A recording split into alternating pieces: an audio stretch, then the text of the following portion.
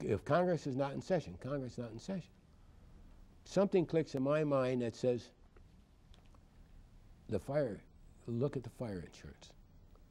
And so I get Margie McGowan to give me, she runs upstairs, gets the book. The standard fire insurance policy is in there. It says perils not covered, losses caused by insurrection or rebellion. I looked at the governor and mayor, I said, you signed this telegram, you're giving a defense for every claim out there. Well, no. Your dad was in the insurance business, wasn't he? He must have taught you well.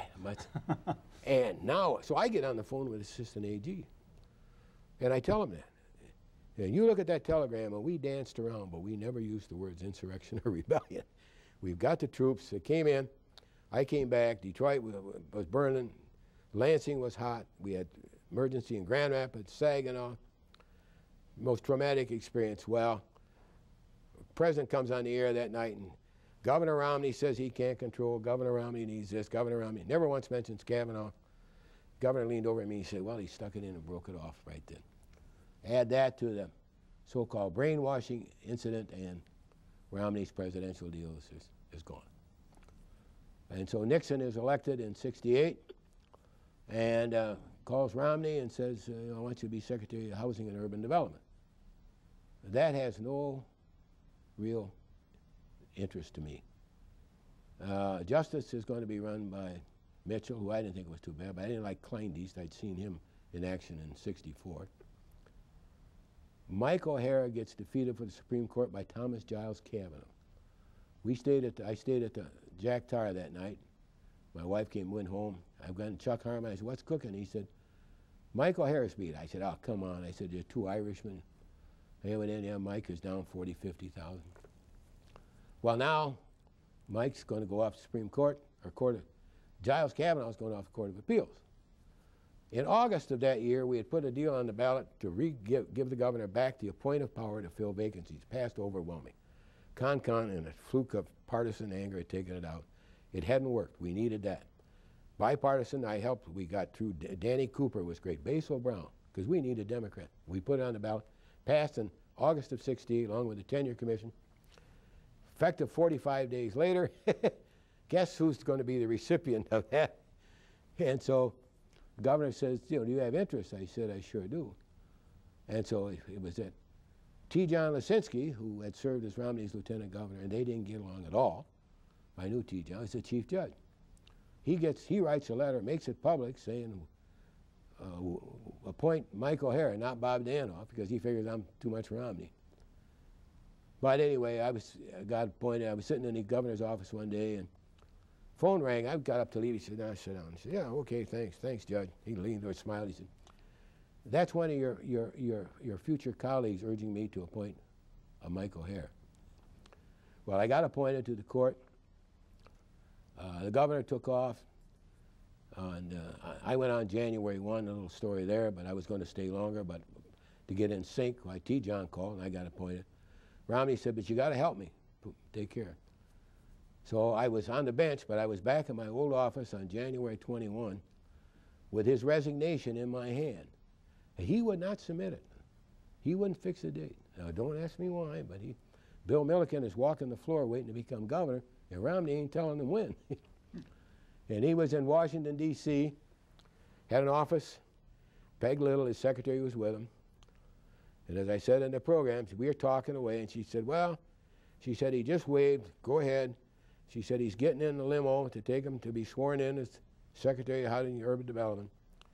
He's either going to become a secretary, she said, or get hit by a truck, and either way, it's not going to make any difference. So I kicked out he resigned, and I went on the bench. And so that began sort of the last phase of my political history. But one that lasted 23 years. Which had now spanned working in the Justice Department, Con, which is probably the most significant political event I had. I look back at it, and it all stemmed from there, really. But even if it hadn't, it was a once-in-a-lifetime deal. And we had people who never again sought political office. Dan Karn, Charlie Folo was head of the U of M Department of Marquette. Jim Pollock, John Hanna never sought another political office. And it also spawned a new generation of political leaders. Tremendous. You go through it, We said in Romney, all the appointments we had, We had to have kind of commitment, contribution, and con-con. And all kinds of legislators. And Bill Ford, Coleman Young's first office was that. He went to the state senate. Coleman Young was hardly ever heard of in con-con. But Gary Brown later became a congressman. Glenn Allen, all kinds of people. Eddie Hutchinson went on to Congress. So we had a great number of people who spawned careers. I went on the bench. It was a change of pace. I mean, the governor's office, I mean, my secretary said that she was driving her nuts because the phone wasn't ringing. The people weren't scurrying in. It was more deliberate. But of course, I went right to work on deciding cases. And I'd always wanted to be a judge. As I said, I ran in. For why, I have no big reason, but I've always enjoyed that part of the law. And that's why I ran for probate judge and when the opportunity came. And so I served, and I had to run, of course, in 1970 for the balance of Thomas Giles' term. And he had a 10-year term because he led the ticket. He had served 4, I got 2. So I went for 4, and it was close. Because the district... Ran against Donald Freeman. Right, from Flint. And remember, the district went from here east, whereas my political strength was from here west. Name recognition. I got a lot of help from people, even particularly in Macomb County. The Democrat con-con delegates, Joe Snyder, Ralph Liberato. And I carried Macomb. 5,000, 6,000, that's better than losing. And I ran well, except that was a non-presidential year in 70, but Flint was on strike, GM was on strike. They were the only county to cast more votes in a nonpartisan election in 70 than they had in 68 for president, because the strikers, to get their strike benefits, had to tear register and turn it in. So Freeman just clobbered me in Flint. I won very well here, Washington. Well, it got close the next morning, and in fact, Tom Downs is in Indiana working for Hardkey or something, and I called Tom Downs. I said, hey, I may need you. I may have a recount. He said, okay, Judge, you got me.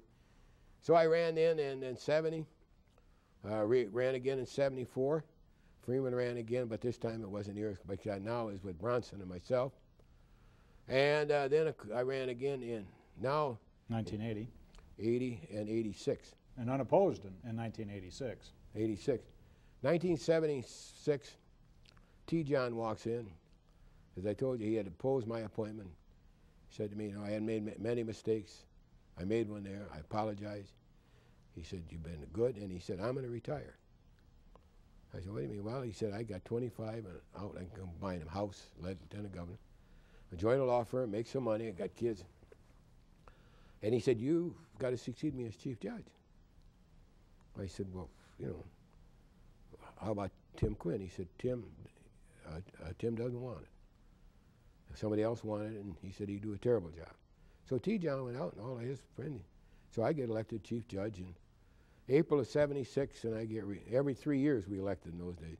And your peers elected you. Yeah, we're not this wasn't the Supreme Court choosing some chief judge that your peers basically voted for you. And so I got reelected, of course, in December of 76, December of 79, 82, 85, 88, till I retired. In 80, I ran again. Judge Bronson and I, Jerry, Democrat, prosecutor in Oakland County. We ran joint campaigns, which floored everybody, but they worked. Oakland County, as you know, has a heavily Jewish community, and that helped me there. Chuck Levin was of great assistance. And in Macomb County, and even here in Ingham, where the Republicans. So we ran joint fundraisers and things like that. And so in 86, we're unopposed. And the court has its ups and downs. Caseload is going up all the time, but we were staying ahead of it. We pioneered a great deal of events. We pioneered so-called research pre-hearing division. T. John started it, I expanded it. We pioneered almost computer use. I got a grant. I got one of the early computers in the appellate court set up and working. Most of them didn't work. I was in the Judicial Data Center because the Supreme Court said I had to, and they weren't getting any, so I pulled out and I hired my own capability.